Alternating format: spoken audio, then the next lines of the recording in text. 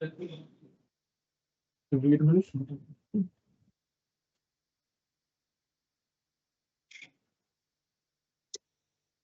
who has joined for this today's webinar, which is on the subject is on impact on agriculture sector in Union Budget.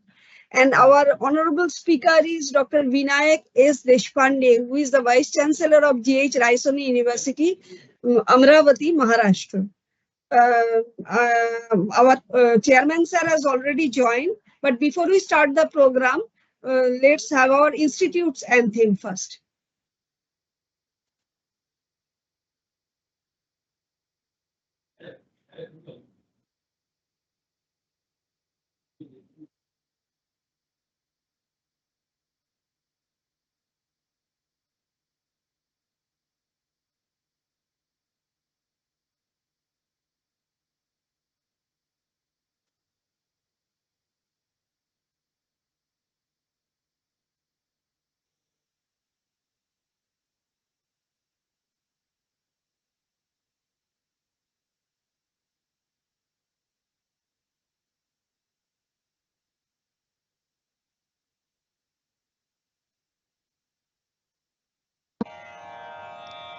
असतो मा सद्गमय तमसो मा ज्योतिर्गमय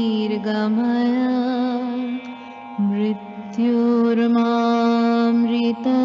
गमय मा सद्गमय तमसो मा ज्योतिर्गमय मृत्युर्मामृतं गमय असतो मा सद्गमय तमसो मा ज्योतिर्गमय मृत्युर्मामृतं गमय ॐ शान्ति शान्ति शान्ति।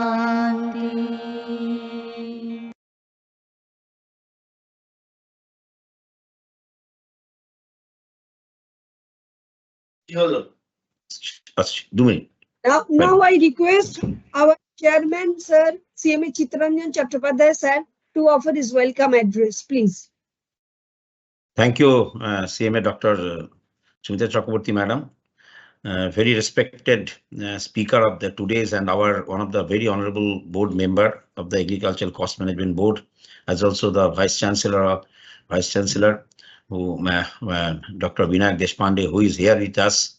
Continuous journey of the ACMB. He is always with us. Today we are very grateful that he has taken out his very time from his very busy schedule for discussions on the impact of this union budget on the agriculture sector. And since being the chairman of this agriculture cost and management board, I think this is one of the ostensible tasks for us to present before our all members and stakeholders of this country on these particular issues, that how this agricultural sector will be benefited and what are the impacts of this budget.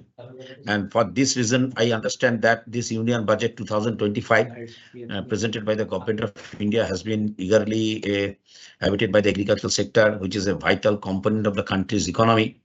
The budget has introduced several measures that are expected to have a significant impact on the agricultural sector, and it is essential to analyze these measures to understand their implications. Dr. Deshpande will dissect and will definitely analyze every aspect. However, as we understand that key highlights of the Union Budget 2025 for agriculture, there are increased allocation for agriculture. Union Budget 2025 has allocated a significant amount of funds for the agricultural sector with a focus on improving agricultural productivity, enhancing farmer incomes and promoting rural development. Emphasis on irrigation and water conservation has also been given in this budget. The budget has emphasized the importance of irrigations and water conservations.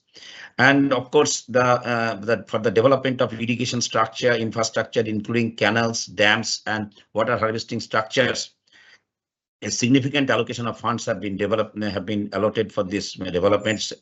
And there are a lot of provisions for support for farmers. The budget has introduced several measures to support farmers, including the provisions of subsidies for fertilizers, seeds, and other inputs, as well as the introductions of new insurance schemes to protect farmers against crop losses. Against the promotion of the promotion of organic farming is also another area where the budget has emphasized. And the importance of organic farming is a very important issue for the whole country, and significant allocation of funds have been made the promotion of organic farming practices. And in fact, the organic farming clusters development has been made in these provisions, and development of infrastructure has been, rural infrastructure has also been included in this budget. It has allocated a significant funds and for the roads, bridges, and storage facilities, which will definitely help to improve the connectivity and accessibility to rural areas. And this positive impact of the Union Budget 2025 will be, in that case, the increased farmers' income, improved agriculture productivity, enhanced rural development, increased employment opportunities. Of course, the challenges or concerns are there. Implementation of budget measures is very important, because successful implementation of the budget is very important for especially the utilization of funds and others. And I think the CMAs should be included in these particular areas where CMAs can play a big role. And a lot of CMAs, those who are placed in the rural and urban and semi-urban areas, they can play a major role. And I urge before the government authorities also to utilize the resources of the CMAs, knowledge, and addressing the needs of small and marginal farmers is also there, and ensuring sustainability, that is also very important, and it's a very important challenge. Keeping all these minds, today's session will be very important, where a personality who is a doyen of the agricultural sector, Dr. Vinayak Deshpande. So I welcome you, sir. I welcome all our participants, all our, those who are in the observing this particular this session. And I'm sure that if any questions you do have, kindly put it in your chat box. And I'm sure that you'll be having an excellent session with our Dr. Deshpande. Thank you. Thank you. Thank you. Over to Dr. Sumita. Thank you, sir. Yes, sir. So before we hand over the mic to our honorable speaker, just I am taking 2 minutes just to introduce him, to let people know.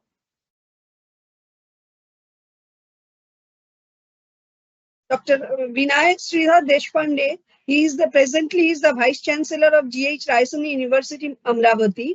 Earlier, he was the former Vice Chancellor and ex-Vice Chancellor, RTM University, Nagpur. His educational qualification is MA in Economics, MCom, MPhil, MBA, and PhD. Total teaching experience is of 37 years.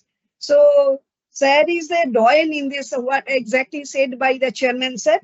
So, he is the president of International Center for Cultural Studies. He was, and chairman, board of studies, various statutory committees of RTM, Nagpur University, Nagpur. He is a member, Senate, Management Council, Academic Council, Board of Examinations.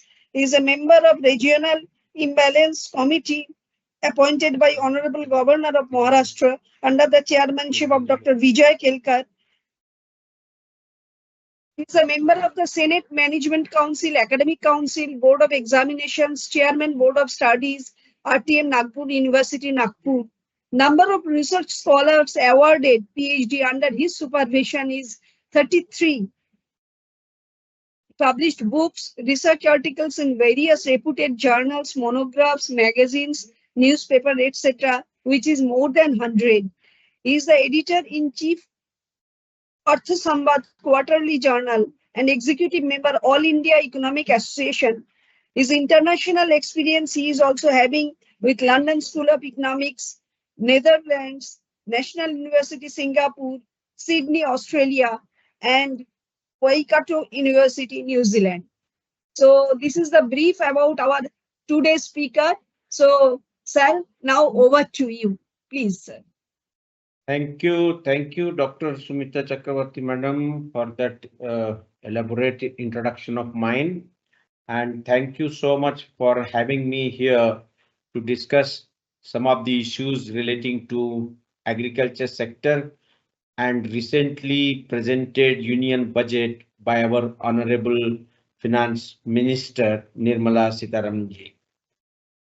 I am so grateful to our Honorable Chairman CMA Chittaranjan Chattopadhyay ji and Chairman of Agri Cost Management Board for giving me this opportunity to interact with all the cost management accountants who play a very significant role in determining the cost of industries. But as rightly pointed out by our Chittaranjan ji, that how cost accountants can play an important role, specifically in the agriculture sector, and the efforts which our team members are making to develop the agriculture cost. It is commendable, and I appreciate and congratulate Agriculture Cost Management Board for taking initiative and trying to find out how cost management accountants can be involved in the process of determining the agriculture cost, which is a very, very difficult task. Very important issues are covered in the introductory remarks by our chairman, and rightly pointed out by him that how this budget will provide direction for the development of the agriculture sector.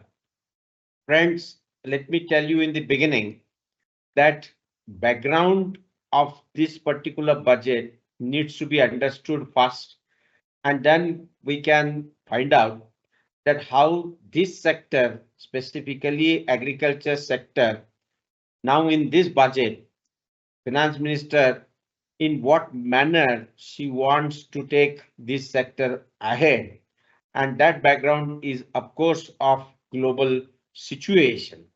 And as we all know, that joining of recent elections, USA elections, and Trump's becoming president, that is making lot of difference in terms of specifically the trade relations with US, and therefore the changes which are introduced in this budget needs to be analyzed from the point of view of that global situation.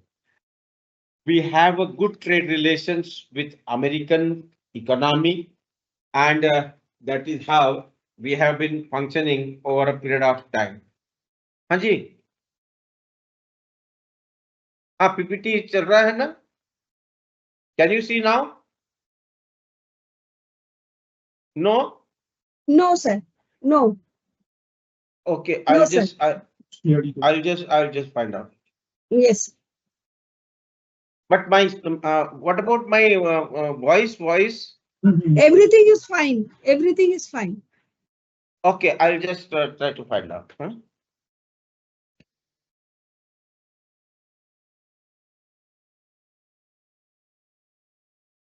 Okay, I'll just orally will give the background, and then I'll come back to the PPT.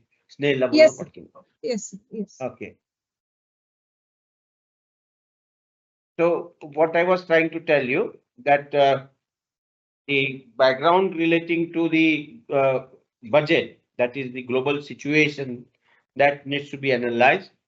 The time till I in a position to settle with PPT, I'll just give you that background, and then I will show you the PPT. Can you hear me? Hello? Yes, sir. You are audible. Yes. Sir. Okay. I'll just go ahead with this, and then I'll come back to the PPT. Okay, sir.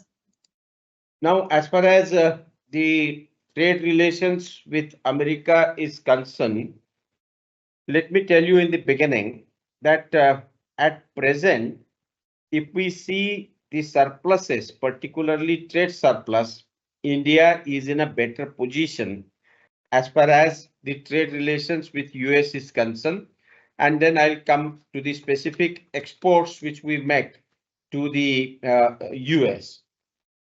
If we try to analyze the global situation and India, there are certain remarkable points which I think need to be highlighted, especially the World Economic Outlook, which appeared in January 25. There they have shown that overall world's growth rate is about 3.3%. And if we see the 20 years average, it is 3.7%. And therefore, one thing which needs to be realized that in almost various countries of the world, there is slowdown. If we see the growth rate of America, it is just 2.7%. China is 4.6%. Japanese rate of growth is 1.1%. Germany is with 0.3%. And India is 6.5%. So we should be happy if we compare the growth rate of India with other countries of the world. But the other side of the story is also equally important. 2021, 9.69% we were having the growth rate, but this year our growth rate fell down to 6.3%. And therefore, that is a worrisome factor that we have reduced ourselves from 9.69% to just 6.3%. And therefore, whatever the kind of recessionary condition which we can see at the world level, that may affect India also. And therefore, budget is prepared. Can you see my slides now? Hello? Yes, sir. Slide is visible, but Slide is visible? yes, sir. Now Okay. slide is. And can you hear me also? Yes, sir. Yes, sir. Okay. So what I was trying to tell you that in this background of recessionary situation, our economy, though is in a better position in terms of growth rate, but still we have to remember that American size of economy is about $29.84 trillion. So American economy is almost $30 trillion and we are $3.5 trillion. So that needs to be understood in this background. And therefore, American economy, though its growth rate is not picking up, but the size of the economy is quite large. But after Donald Trump came in power, he realized that our trade deficit is rising continuously. And therefore, since yesterday, we have been observing the kind of discussions going on between our Honorable Prime Minister Narendra Modi ji and Donald Trump. And the discussion you must have seen is centered around the reciprocal tariff. Now, reciprocal tariff simple meaning is whatever the tariff we impose, America will respond to it and they will also start imposing the tariff. Basically, it means when we impose the tariff on American goods become costly and therefore it becomes difficult for American economy to find market in India. Similarly, Americans, if they impose tariff on our products, which we export to them, and obviously because of that, our prices will go up and we won't be able to sell in the American market. And therefore, the discussion is centered around today is reciprocal tariff. And that is how the agriculture sector will be affected because of this reciprocal tariff. So if we impose tariff, similar tariff will be imposed by US economy also. And therefore, in that background, I feel that discussions with regarding the union budget and the impact on agriculture sector is important. You can see on my screen now that what is the status of agriculture in India. So what I told you just now is the global situation. Now we will see our internal situation and then at the end I'll try to link the both. So if you consider agriculture, we all know that it's a primary source of livelihood for nearly 58% of India's population. And this sector is contributing more than 18%, 18 to 20% to India's total gross domestic product. But unfortunately, if we see the size of land, 86% of Indian farmers, they own less than 2 hectares of land, and therefore it becomes uneconomical farm size, and that is the biggest problem we are facing at the moment. Average monthly income, because our honorable Prime Minister aim is to double the farm income. So let us try to find out what is the current situation. So currently, if we see the National Sample Survey data, roughly I tell you, this is on an average about 10,218 rupees per month. This is the income of the agricultural household sector. This includes, of course, income from wages, cultivation, livestock, as well as non-farm business activities also. This is not just from agriculture, but it comprises of all these components. Similar to that, if we see the regions, and there are extreme degree of regional variations. Punjab, if you see, the highest average monthly income is over rupees 18,000. But if you see Bihar, Jharkhand, even West Bengal, farmers here have among the lowest average income, and that is around 9,000 or so. And therefore, these extreme inequalities across the states also need to be considered. As the Chairman Sir pointed out in his introductory remarks, that there are many challenges, and each and every challenge will not be able to address in one budget, but how the attempt is made to handle these challenges. Budget presented on this February 1st, 2025, as we all know, it is referred to this sector as the primary engine for India's accelerated inclusive growth. So our finance minister considered that this is the primary engine of growth, and this sector is facing numerous challenges. That includes deteriorating soil quality, that includes inadequate technology, that includes shrinking farmland, vulnerability to climate change, and of course, Annadata is not getting the kind of returns which he expects. And these are the basic challenges. His income is getting stagnated, and therefore these difficulties have led to a troubling trend. And they pointed out in the budget that many marginal farmers, agricultural laborers, they are being forced to migrate to other cities in search of some better opportunities. And therefore, to control this migration also, certain steps were required to take. And with that background, let us try to find out whether India's 2025 budget address these issues, at least some of these issues that we'll try to find out. Now, if we go further,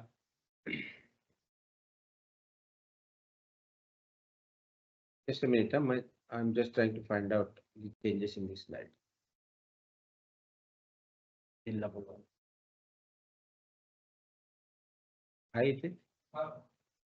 So in this background, let us try to find out how India's 2025 budget addresses the issues in the agriculture sector, which are mentioned above. Now, when we talk about the challenges and the budgetary provisions, we have to analyze that how far these budgetary provisions would help us in order to find out the specific issue is relating to the climate change. So in this climate change situation, how we are going to improve our productivity and how we are going to improve the incomes of the farmers, that is the biggest challenge which we are facing. And therefore, that provisions need to be considered in order to find out that what steps need to be taken. Hello? Yes, sir. Yes, just sir. a minute. Yes, sir. I'm just showing this slide. Just a minute. Okay, sir. There's some issue relating to the slide shows. Okay, sir.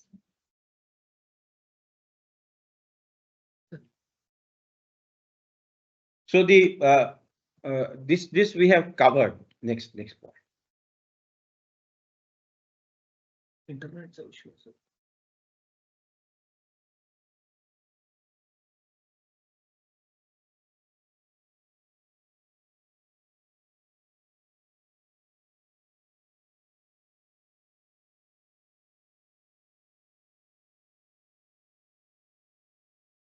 So when we talk about agriculture engine driving as India's development journey, so let us try to find out the overall allocation to the Ministry of Agriculture, Farmers Welfare, and as pointed out by our chairman, it has increased barely by 4%. And let me tell you that last budget, the allocation was of 1.32 lakh crores, and this year it has increased to 1.37 lakh crore. So this is the change which has occurred in terms of allocation of the overall budget. Out of this, 1,000 crore has been allocated for the mission for pulses, and pulses many times we have to import it from other countries, and therefore it creates in a number of cases the problem of charging the higher prices for pulses, and therefore some steps in this budget is taken by the finance minister in order to allocate 1,000 crore for the mission of pulses. As far as vegetable and fruits are concerned, 500 crores are allocated for the mission of vegetable and fruits. Can you see my slides now? Dr. Yes, sir. Sumita? Now it is. Yeah. Yes, sir. Now it is visible. Now it is Okay, visible. okay. Thank you so much. I'll just keep it like this. Okay. So 100 crore for mission on hybrid seeds, 500 crore for the cotton technology mission, and Finance Minister Sitaraman announced a 6-year mission for pulses to ensure self-sufficiency of tur, urad, and masoor. That is how the emphasis is on pulses, because that becomes the important ingredient of our overall food items, and lot of nutrition in fact get from this, and therefore due emphasis is given on this particular aspect in the budget of this particular year presented by the finance minister. Now, Dhan Dhanya Krishi Yojana is quite relevant and important. That is called as Prime Minister's Dhan Dhanya Krishi Yojana. Now, what is it? In partnership with states, this program will cover 100 districts with low productivity, moderate crop intensity, and below average credit parameters. So districts will be identified, and the identification will be based on these parameters, that what is the productivity of this region, what are the crops they are growing, and how far they are in a position to get the credit. And on the basis of this, these 100 districts, once they are identified, the scheme of Dhan Dhanya Krishi Yojana will be launched. And I feel that this can be the game changer for the agriculture sector, because those districts which are not getting the benefit of improved productivity and improved crop intensity, if they are identified and if they are focused in the initial phase, at least these districts will be able to develop over a period of time. So the objective of this scheme is to increase agriculture productivity, crop diversification, which is again important in the background of climate change, and sustainable agriculture practices, improve post-harvest storage, improve irrigation facilities, and provide short-term and long-term credit. And therefore, instead of utilizing this scheme for the whole nation, those districts first will be identified, and those districts will try to improve by using some additional schemes. And therefore, it is suggested that if we identify these 100 districts, near about 1.7 crore farmers, they will be deriving the benefit of this Dhan Dhanya Krishi Yojana. But unfortunately, as far as my knowledge goes, there is no separate allocation has been made for this particular scheme. Probably once the scheme is identified, districts are identified, that amount will be declared. So the program aims to address long-standing agriculture challenges, empower farmers, particularly those affected by climate change and those who are from marginal communities. So I feel that if it is executed in a proper manner, short form we can consider it as PMDDKY. It can spark a ripple effect of development that will improve infrastructure, technology will be accessible, financial services will be improved in these districts, and that will enable the equitable growth across the country. As I showed earlier, that how some states, their income levels are higher than the other states. So if we identify these 100 districts which are absolutely backward, facing like Vidarbha, we have farmer suicide issues, farmer suicide problem in Maharashtra, even in other places like Karnataka. So this will help to identify those districts, and emphasis will be placed on these districts first. The program also offers across to higher yielding seed varieties, irrigation technique, training to address the root cause of agriculture stagnation, and therefore by strengthening agriculture in rural areas, this scheme PMDDKY, Prime Minister Dhanadhanya Krishi Yojana, it could be the catalyst for a brighter, more inclusive future in agriculture, where every farmer has the tools to thrive. And therefore, as I have shown earlier, that farmers, they are moving from rural areas to other places. So the hope from this scheme is that migration for farmers, it will become choice and not a necessity. That is what our finance minister mentioned in the budget. Provided good allocations are made for this scheme, and 100 districts which will be identified, that identification of district itself will be very important if we want to see the progress in the country. Another important development was relating to Bihar, and lot of criticisms were made for this particular step. And finance minister announced that there will be separate Makhana board, particularly in Bihar, and therefore it is going to be established.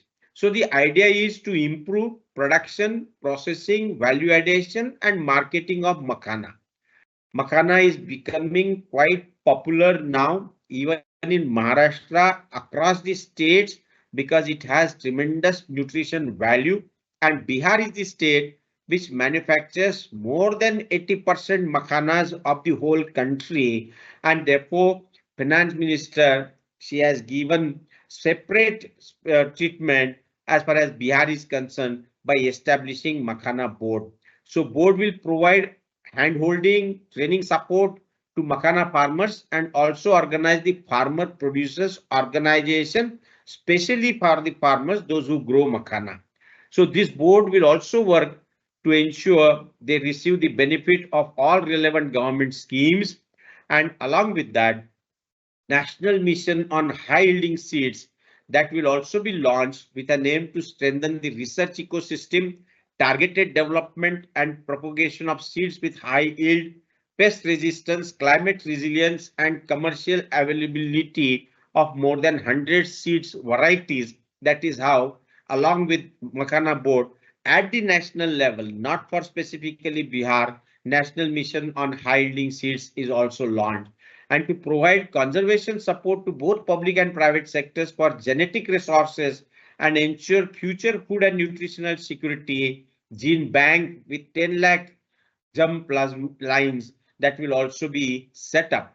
And I think that these three things, they are quite relevant and important to face some of the challenges which agriculture sector is facing. Along with that, the another important program which was launched is targeting cotton productivity.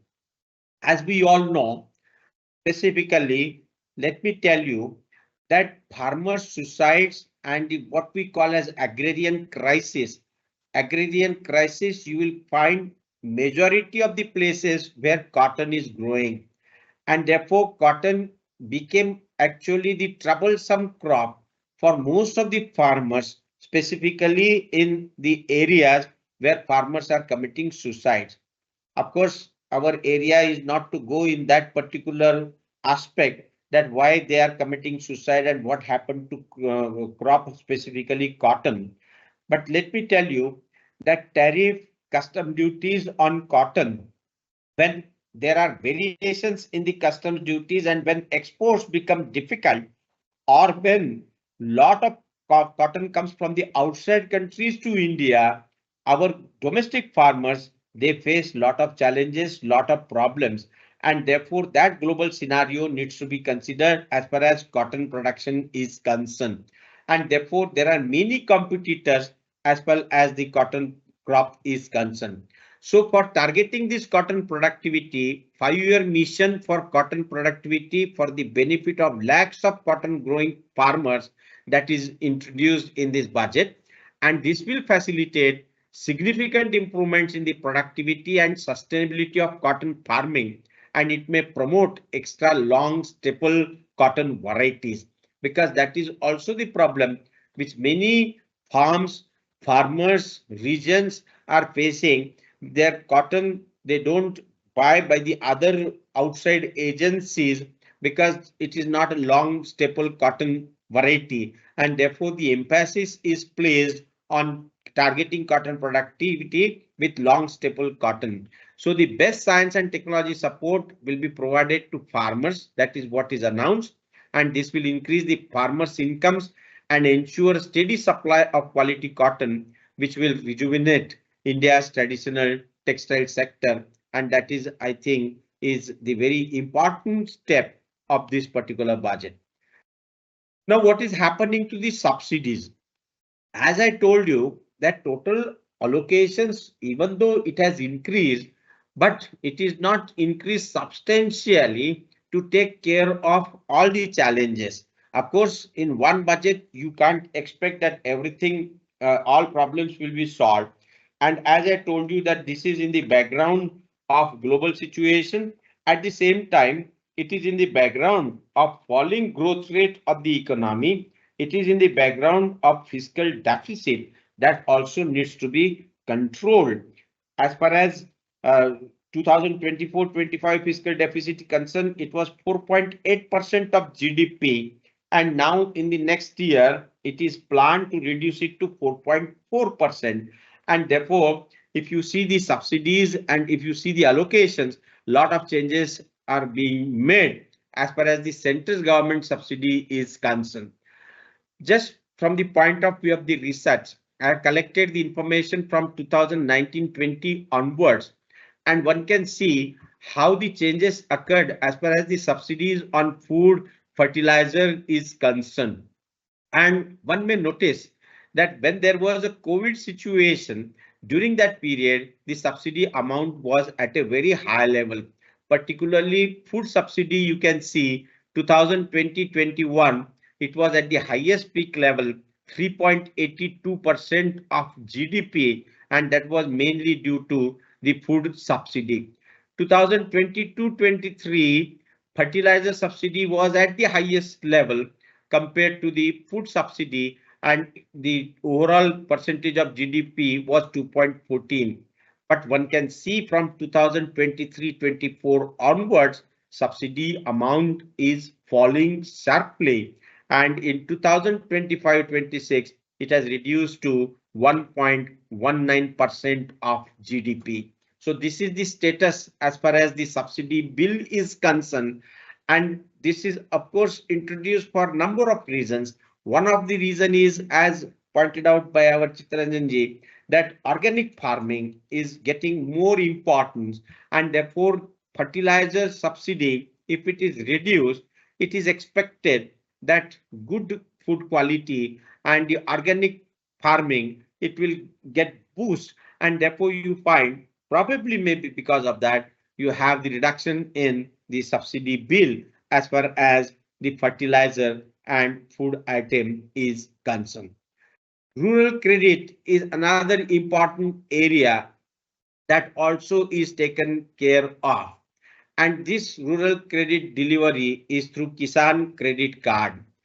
The specific provision is made in this budget that rural credit delivery through Kisan Credit Card, it has been enhanced from 5 to rupees 5 lakh, which was earlier 3 lakh, and which will enhance the liquidity for 77 million farmers, roughly 7.7 crore farmers, will be benefited along with fishermen and dairy farmers through this Kisan Credit Card scheme, and therefore that they will get more amount of fund, more amount of money, and that is how the amount is enhanced from 3 lakh to 5 lakh.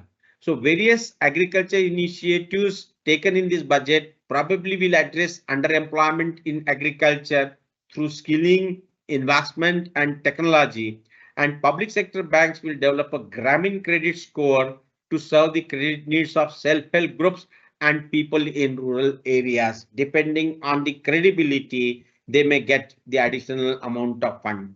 Setting up of a urea plant with an annual capacity of 12.7 lakh metric tons at Namrup, Assam, that was also declared in the budget, and this will further augment urea supply and it will help to achieve Atmanirbharta, particularly in urea production. This was the intention of giving additional amount of money for this particular purpose. Budget allocation for rural development. So let us now try to find out that how much is the amount available now for the overall rural development. If we compare it with the financial year of 22 and financial year of 26, that is budgeted estimates, of course, 2.7 lakh crore, that is in the coming financial year. So percentage of total budget is about 5.3. So compared to the earlier budget, the increase is not that significant. If you see the revised estimates of financial year of 25, you find that minister has succeeded in reducing the fiscal deficit. It is due to this particular part also. In revised budget, the amount allocated for rural development, it's slashed down to 1.9 lakh crore. But in the next coming year, it is expected that because of the schemes announced and which I have shown you just now, that requires the additional fund, and therefore you find that 2.7 lakh crore is allotted for this. Funds PM Kisan Samman Nidhi, under which we all know that farmers get rupees 6,000 per year. Now, in this particular budget, it is very difficult to find out that what is happening to this particular amount. Nothing is mentioned in the budget, but what I feel that considering the inflationary condition, considering the situation of the farmers, this amount they should have increased. But on the contrary, it has remained same and there is no change in this amount. How much allocations are made for funds Prime Minister Kisan Samman Nidhi, under which farmers get rupees 6,000 a year. So if you compare with financial year of 22, 23, 24, you find that after financial year 24, it has almost remained stagnated. So last year amount in the revised estimate was 63,500 crore. Same amount is kept aside this year also. This amount is given to the farmers, so it is just 500 rupees per month, and that amount they get it for petty expenses, but it plays an important role in order to fulfill certain basic conditions and miscellaneous expenses. But considering the rate of inflation, I thought that this amount, it should have increased slightly, but unfortunately there is no change in this Kisan Samman Nidhi. Farm inputs, that is fertilizer and irrigation supply. So fertilizer subsidy, as I showed you earlier, percentage of GDP, it has reduced from 1.6 to 0.5 now. And for Prime Minister Krishi Sinchan Yojana, the amount is 8,260. That is how it has increased compared to the earlier period of time. But this amount is not adequate enough to overcome the problem of unirrigated land. But probably once we get the complete idea about the scheme which is launched for identifying the 100 districts, there probably districts which are not having higher amount of irrigation, they will be getting more benefit. Now let us try to find out that in such a situation, what is happening to the imports and exports of our agriculture products. I'll just try to cover this issue in another 10 minutes, and then I will stop for further discussion and we'll try to find out how certain things need to be covered. So as far as the agriculture products of imports and exports is concerned, and as I told you earlier, that this is very important from the point of view of the recent visit, from the point of view of the changes in the tariff. And in this budget, we have noticed that at many places, the customs duties, they have reduced and they are trying to align as far as possible with the other international market. So India's major agriculture produce, as we all know, that they are cereals, mostly rice, both basmati and non-basmati, spices, cashews, oil cake, meals, tobacco, tea, coffee, and marine products. These are our major agriculture exports. And if we see the value of agriculture exports to total exports of the country, it has been ranging between 15 to 20%. Whereas marine products exports has exhibited some uptrend. And this advantage was more than offset by sharp decline in export prices of soya meal, which of late has been a major export item. And therefore, in this budget, we notice that good amount of money is allocated for the marine products, especially fish and other products, where the exports are picking up recently.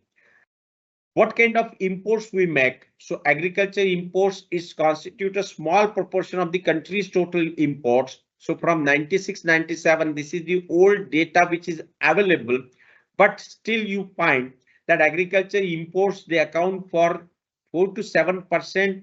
At the most, it would be 8 to 9% now of the country's total imports. And in recent years, edible oil has become the single largest agriculture imports, accounting for more than 50%.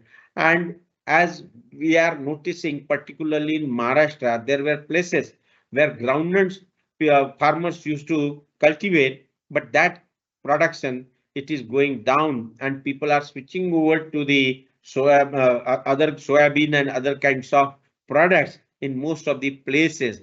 And therefore, that also is helping to improve the oil situation in India, particularly soybean oil. But still, the import oil, it constitutes the major portion of the total imports. So value of total agriculture imports, it is almost 70% of total agriculture imports, that is the value.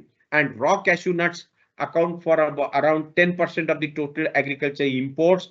And each of the other agriculture and allied products imported into the country, in certain situation, it's not the regular products which we go on importing. So in certain cases, when pulses production goes down, we have to rely on the imports. And especially in the year which I have shown, that time we imported pulses, we imported cereals in order to balance our demand for the agriculture products. So as I said, fish production and aquaculture, it got due weightage in this budget, and India ranks second globally in fish production and aquaculture, with seafood exports valued at rupees 60,000 crore. And Union Minister remarked that the government would bring in an enabling framework for the sustainable harnessing of fisheries from the Indian exclusive economic zone and high seas. So the focus will be more on Andaman and Nicobar and Lakshadweep Islands, which will unlock the untapped potential of the marine products. And therefore, this is the area which is taken care of in the budget. And these changes are to be seen in the broader perspective, where you find that consumption pattern is changing very fast nowadays. And because of young population, you find the consumption of cereals, pulses, there is lot of changes which are taking place in the final agriculture products. And therefore, with changing situation, our agriculture structure reforms, they also need to be introduced. This budget is a small step towards that direction, but reforms are required, particularly in terms of providing the remunerative prices to the farmers, where those three bills, as we all know, that it is not on the now it is they are all rejected and it is not accepted, and therefore those bills are to be seen again carefully, revived it, and in order to see how farmers can get the remunerative prices. The last point which I would like to make, that now, as I told you, that America is focusing attention on how to improve its trade balance. Their trade balance is not in favor, and it is adverse trade balance which America is facing, and therefore you find that reciprocal tariffs imposed on Chinese products, Brazil, all this is under discussion, and I feel Trump will not spare India. And if Trump is not sparing India as far as tariff is concerned, then we give indication that we are ready to reduce tariff, we are ready to reduce custom duties, so that our trade relations with US, it should not get disturbed. But the point which needs to be considered is American economy is in trouble. And that's why when Donald Trump came in power, the slogan was MAGA, that is Make America Great Again. That is the slogan given by him. It means that the greatness of the America has disturbed to some extent, and that's why he had to say that we have to make America great again. And how to make America great again? Basically, by reducing the internal debt. And let me tell you that why we consider that American economy is in trouble, because $27 trillion US economy, its internal debt, if we consider, they are $31 trillion. So though the size of the American economy is $27 trillion, America's debt is about $31 trillion. So if you see the ratio between GDP and borrowing, that ratio is adverse. As far as India is concerned, we are quite okay, but still we are also facing difficulties. But luckily, we are achieving higher growth rates, and our foreign exchange reserve to some extent quite reasonable, and current account deficit is also not rising, because we have succeeded to a great extent in capturing good amount of agriculture exports and other kinds of exports also. But for other countries, we are facing the problem of trade deficit. But as far as US is concerned, we are enjoying trade surplus. But if you see the US economy is against India, then US economy is in trouble because their deficit is rising, and therefore Trump is insisting that we are going to have the reciprocal tariff, and that part is under discussion. Today also there was a press conference, and there it was categorically mentioned that if you increase tariff, we are going to increase tariff, and therefore whatever the tariff rates we have today, probably it will go up, and increased tariff rates would indicate that there is going to be the inflation in the country. Further rise in prices will occur, and therefore taking into account all these aspects, this budget is presented. So America is saying that we want MAGA, that is Make America Great Again. India is saying MEGA, that Make India Great Again. So it is the combination of Make America Great Again and Make India Great Again, and there will be mega partnership, and there you will find that lot of changes are going to take place at a mega level in the world because of the kind of changes which are taking place. So in this particular situation, this budget is presented and certain changes are introduced. Final point is relating to the kind of benefits which people feel they are getting for, especially for the middle class. The objective was that consumption needs to be increased, and therefore by giving this kind of concession to the people, those who are having earning income of 12 lakh rupees, there will be no tax. That is what is announced.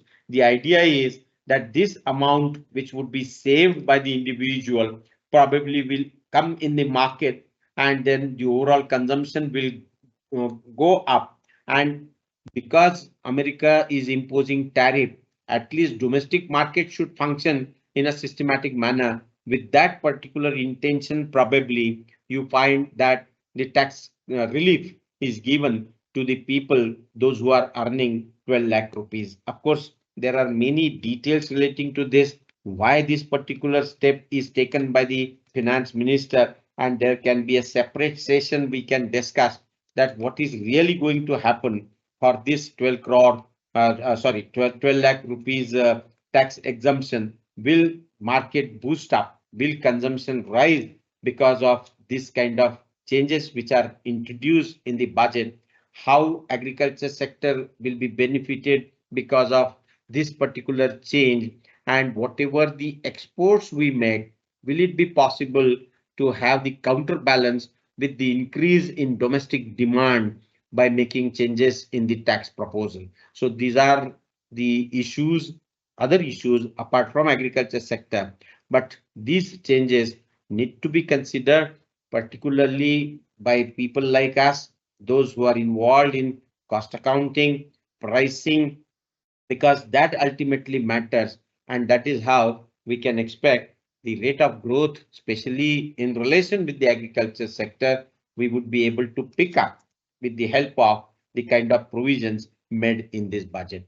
I'm really thankful to CMA Chittaranjan Chattopadhyay ji, Dr. Sumita Chakravarti ji, entire team, and all the members of Agriculture Cost Management Board and all the cost management accountants for attending this session and listen to me.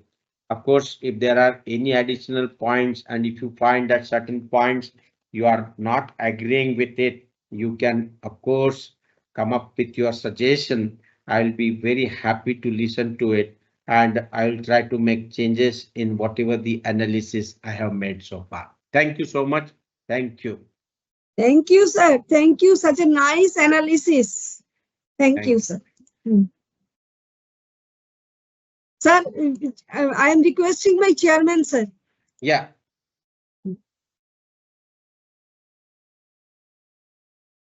Sir, you Sir, are unmute. mute. Sir, unmute yourself.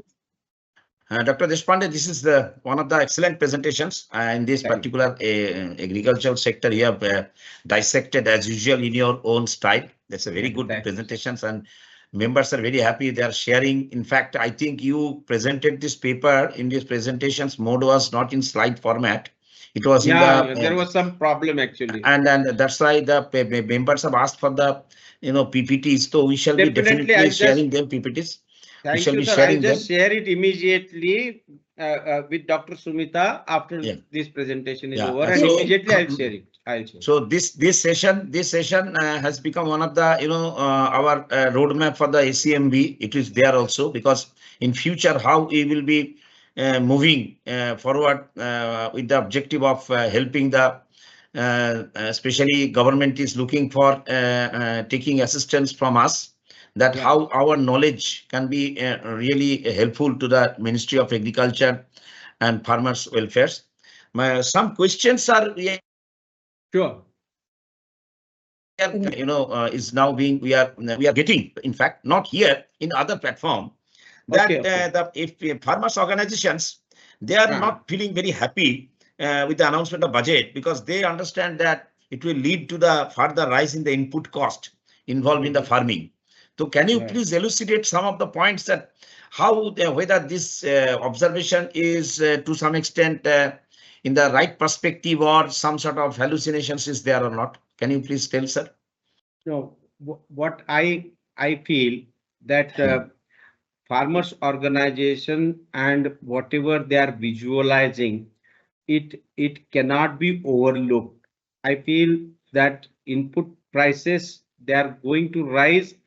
It all depends, as I told you, how the tariff rates will be finalized by the negotiators. And if we are succeeded in reducing that tariff rate, probably input cost may come down. But it is very difficult to say at the moment. But farmers organizations, whatever they are visualizing, it cannot be overlooked. Input prices are going to rise, as I said earlier, tractors and others. If we stick to tariff rate which we are imposing, and if US brings reciprocal tariff rates, then definitely there is going to be the problem as far as the input prices are concerned. Another difficulty, as I showed in my presentation, that how the subsidies are going down, particularly the fertilizer subsidies, food subsidies, and overall allocation to the agriculture sector. If it is reduced, then obviously there will be increase in the fertilizers prices also. And therefore, farmers organization, what they are considering, that this will lead to rise in input prices, we have to accept it to some extent, depending on how tariff will take its shape. That's your observations. Of course, I think here we can play big role here. You can Absolutely, definitely sir. we can And pitch in there. one important point which I feel, it all depends on how we succeed in consolidating the farms. As I told you, that small size is not becoming viable and we are not getting economies of scale. Input prices are rising because of that also. Like 2 acres, 3 acres farmers, when they employ tractors, it becomes difficult for them to pay the rent. But if they consolidate and if they come together, as they are doing in Punjab, Nilokheri area and other areas, particularly for rice growing farmers, situation is different because there is a consolidation of land to a very great extent, particularly in Nilokheri, Haryana. Similar kind of situation, if it takes place, probably farmers would be able to derive that economies of scale. Right. So I think today's session is a very beautiful session and we shall have a look. But madam, after finishing of this session, I want to speak to Dr. Deshpande in this particular platform. Kindly accordingly, because once you do on live, then we shall be talking. Okay. Okay, sir. Okay. Please Thank unmute, you. madam. Please unmute. Madam, you unmute.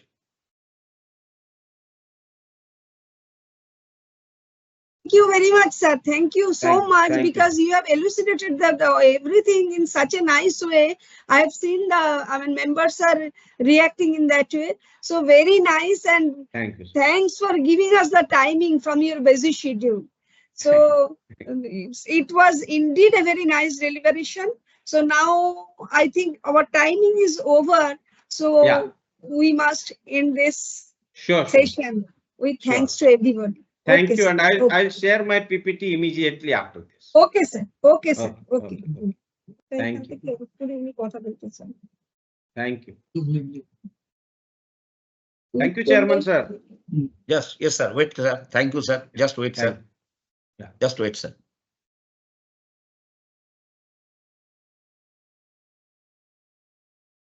Where is madam?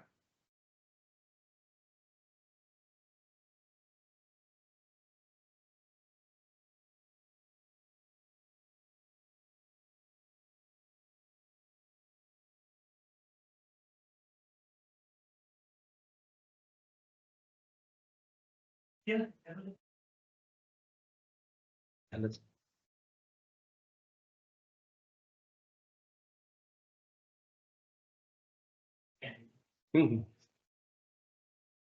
Yeah.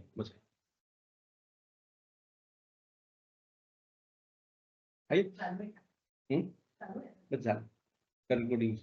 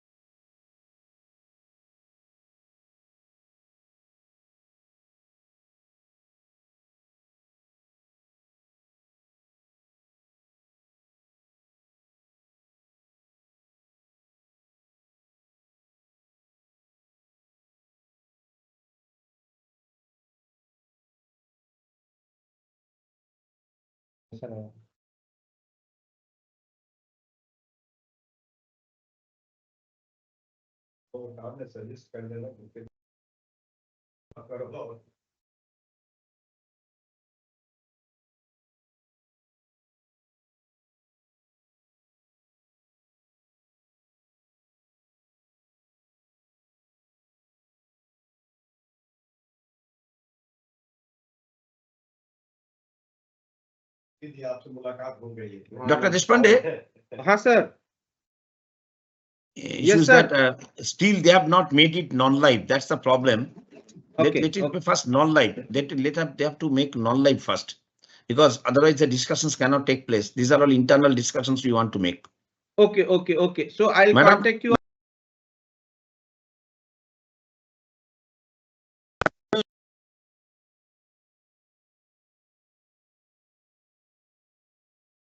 এসছে চট করে আসতে পারতো না, এই যে খুলে গেছে।